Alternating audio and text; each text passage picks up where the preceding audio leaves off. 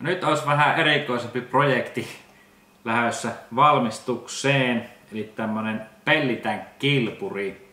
Ja pellitänkkihän tehtiin alun perin silloin Amerikassa sodan jälkeen, kun lentokoneesta jäi niitä ylimääräisiksi. Sen jälkeen niitä ruvettiin sitten käyttämään niin lentokoneen sisässä niitä lisäpolttoainesäiliöitä, mutta silloin huomattiin, että tästähän tulee hyvää kilpuri ja se on erittäin aerodynaaminen. Ja satuin torista löytämään ilmoituksen, että myydään 2 Vampire de Havilland lentokoneen tankkia. Ja lähden nyt ne hakemaan ja sitten niistä sitä kilpuria väsäämään. Ja täytyy ihan mainita 4/23 mobiilistilehti. Siinä oli erittäin hyvä juttu tästä Vampire lentokoneesta. Niitä ei ole hirveän monta Suomeen tullutkaan. Ja on kyllä aika mielenkiintoista, jos selviää, että minkä koneen tankki se on. Näitä on niin kuin VA1-VA6, tätä yksipaikkaista mallia. Ja jospa siitä selviää se, koska minua kiinnostaa tietysti aina hirveästi tuo historia, että missä se on ollut ja niin edespäin. Mutta mielenkiintoinen projekti ja lähdetään hakemaan niitä tankkeja. Nyt tässä ollaan niitä tankkeja sitten hakemassa. Se muutama 100 kilometriä tänne Pirkanmaalle. Katsotaan, jos sieltä löytyisi jotakin muutakin jännää lentokoneen aiheesta tavaraa. Tulee ratti pitäisi saada jostain siihen kilpuriin. Toivottavasti mahtuu kyytiin, se on nimittäin makuu taitaa olla 288 tuo open ja se 29 pitää se pönttö pitkä, niin jos saisi silleen vähän vinottaisi, niin sit se ehkä mahtuu. Mutta pitää sitten ajaa ovet auki, jos ei muuta muuta. Katsotaanhan mitä siellä odottaa.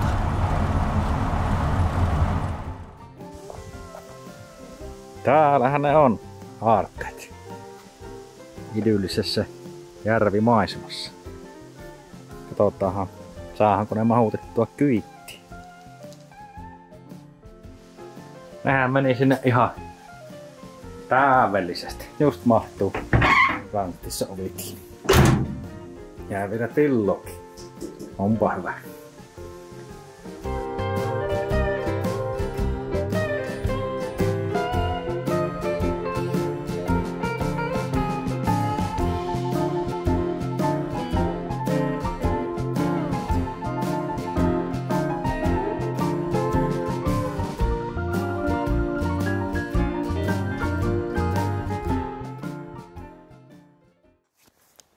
Tässäpä se meidän kilpuri aihio nyt on. Se on tosiaan tämmönen alumiinipötkylä Vampire lentokoneesta. Vampire oli tosiaan ensimmäinen suihkulentokone Suomessa ja täällä itse asiassa oli mukava löytö tuo VA4. Eli VA1-3 tuli muistaakseni 5-6 vuonna tammikuussa ja VA4-6 sitten syyskuussa samana vuonna. Eli tämä olisi tavallaan sitten 4. Vampire, mikä Suomeen on tullut, niin sen lisäpolttoaine tankki. Täällä on lentokone paloöljy merkintä ja kevyt metallisäiliö. Tää on ollut oikea puolisko. Täällä oli sitten vielä, missä se on se tietolahta siitä, milloin on tarkastettu ja edespäin tilavuuksista ja sen semmosesta. Mutta nythän mä tossa tosiaan halkasin tuo. Näkyykö tässä valossa? Ei varmaan. No näkyy sinne vähän se. Siellä on tommosia loiskelevyjä. Elikkä tarkoitus on tietysti tämä halkasta, että saa laittaa sitä runkoa tänne sisälle. Tässä nyt menee aika hyvänä merkkinä tämmönen hitsisaama, joka on keskellä tuota. Pitää tussilla piirtää se vielä paremmin. Sitten me voidaan ajaa se rälläkällä siitä halki. Ja nimenomaan alumiini rälläkän terillä, niin se menee paljon paremmin. Mutta sitten täällä on just noita loiskelevyjä, mitä nähtiin. Niin eihän se mihinkään halkee, kun se on niitattu. Ja näkyykö tässä mä niitit ympäri tätä itse säiliöitä, että vaikka se olisi tästä halki, niin eihän se mihinkään karkkaa ennen kuin nuo on myös halki nuo niitit. Niin täytyy sitten melkein pitkällä puukkosahan terällä ajaa tästä rälläkäystä reiästä sitten halkinekin nekin loiskelevyt, koska ei ole mitään järkeä poraamaan esimerkiksi noita niittejä, kun se olisi ihan karmeen näköinen, kun se olisi täynnä reikiä. Mutta tehdään nyt sille, että piirretään tussilla tähän viivoja, vetään tosiaan alumiiniterällä rälläkällä se halki ja kokeillaan tarjota sitten sitä puukkosahaa. Tämä voitaisiin kanssa tämä ylimääräinen osa tästä ottaa pois mahdollisimman siististi. Mulla on sille jo suunnitelma, se tulee tähän käyttöön myöskin, mutta katsotaan vähän myöhemmin, että mihinkä kohiin. Mutta piirretään vähän viivaa ja leikellään pois. Tää tosiaan vanhana pinstripejana proona helppo homma vetää tuo viiva. Ei kyllä oo, se on vaikea laji. Jos kaattaa melkein vähän niinku kylelleen tämä, niin saa sitten tasaasti tästä tätä merkkiä jätettyä. Siitä se lähtee.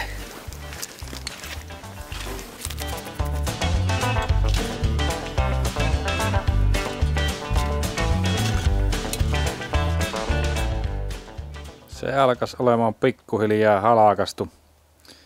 Pitää tosiaan se puukkosaha ottaa seuraavaksi, kun se ei muuten tuosta enää mihinkään. Täällä muuten kävi halkaisemassa tämä vaihelaatikon kanssa. Eli tämä on niinku se loppuhäntä siitä vaihelaatikosta. Ja siihen vaihelaatikkoon on täytynyt, tässä olisi niinku itse sitten se vaihelaatikko.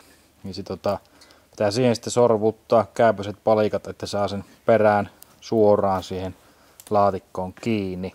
Koska se perä on jäykkä ja koko konepaketti on jäykkä, siinä tarvii olla kardania tai mitään muutakaan. Niin piti tämmönen mitta saa sitä välistä pois, koska tuossa on melkein 40 senttiä niin kuin turhaa tavaraa. Ja se on tosi ahas tulee olemaan tämä kilpuri, niin kaikki sentit pitää nyt kerätä talteen, mitä siinä pystyy. Mutta katsotaan sitä laatikkoa vähän myöhemmin, mutta tuossa on tosiaan semmonen pala, mikä sitten lähti irti.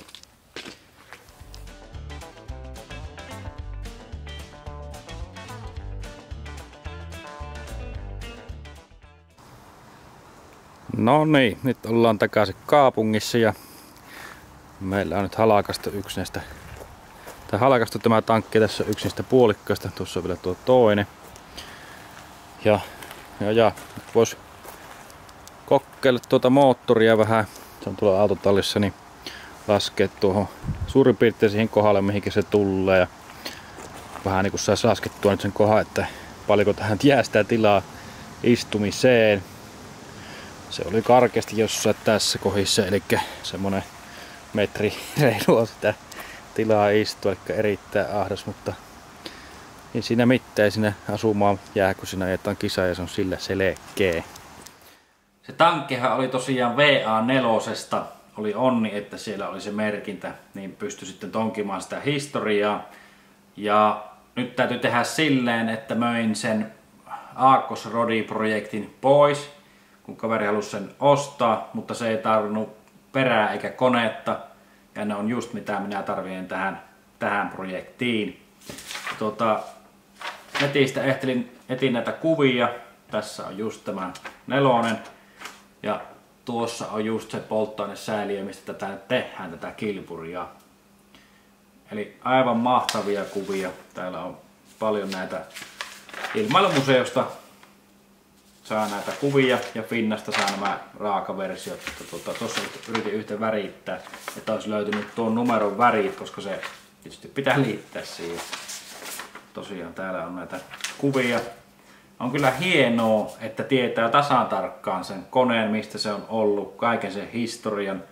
Ja tällä oli itse asiassa mielenkiintoinen se historia, kun tämä oli törmännyt ilmassa toiseen Vampireen, siihen uudemman mallin 2-paikkaseen, mutta oli kuitenkin pystynyt laskeutumaan ja se kone oli sen jälkeen korjattu, mutta se ei enää ollut hirveän hyvä lentämään, että jotain vikkaa siihen on tullut. Se on mennyt kuin ajokoira sillä ilmassa sen jälkeen, mutta sitten en tiedä, että minnekä se sen jälkeen on mennyt, että onko se varastoitu, onko se purettu osiksi tai mitä, mutta erittäin mielenkiintoinen historia tällä vehkeellä.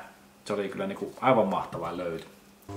Sielläpä meillä on se moottori nyt koesovituksessa. Ja perä on tässä nyt vähän hollilla, ei ole vielä kiinni tuo se meidän hieno lyhennetty rakennelma. Katsotaan sitä kohta.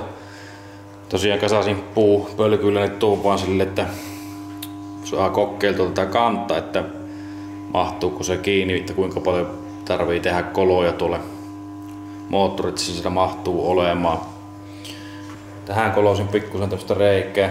Tähän joutuu tosiaan tekemään sen ison scoopin, niin kokeillaan tätä tuohon päälle vielä nostaa.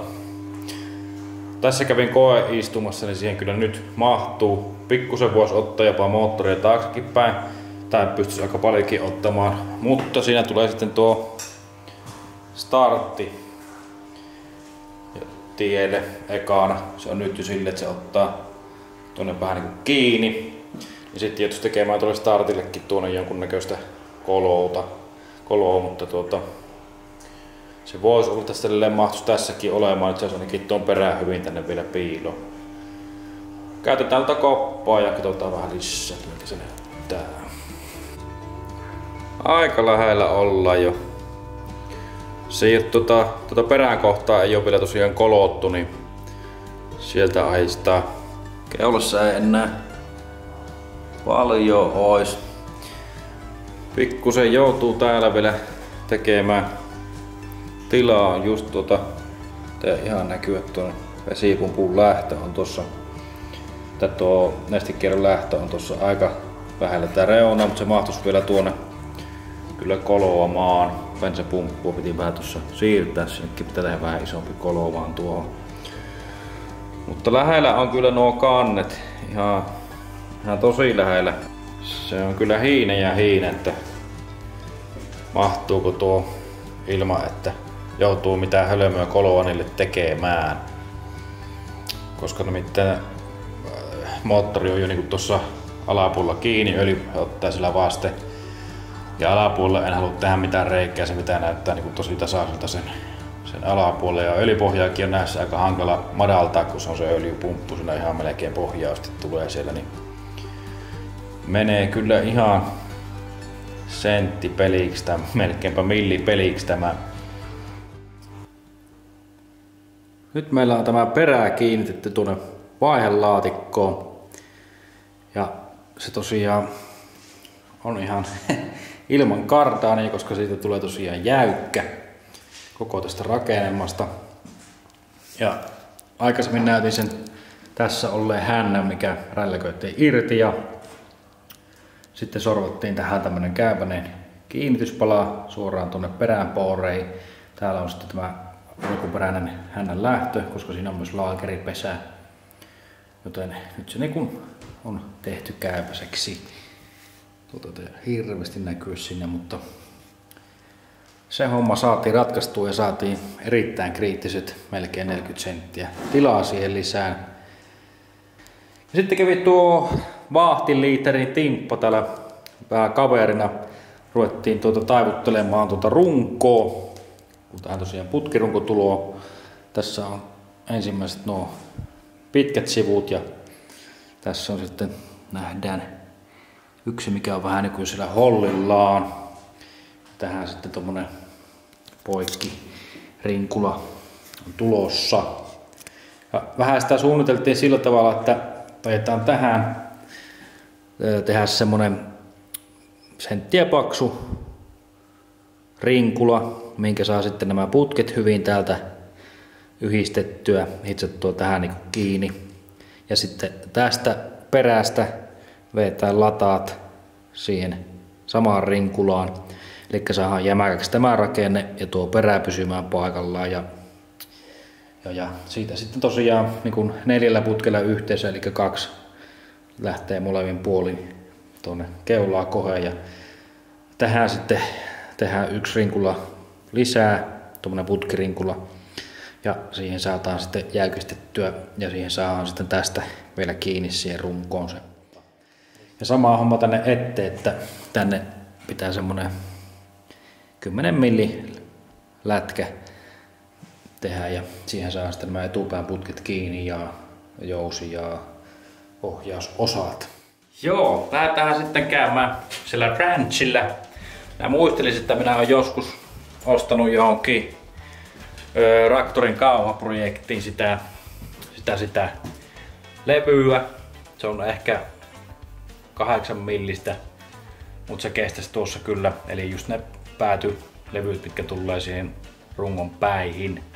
Ja sitten tuo kaveri Miksu, sillä on plasmat ja muut tuolla, niin vois käydä siellä leikkuuttamassa ne ympyrät, niin sais senkin homma tehty.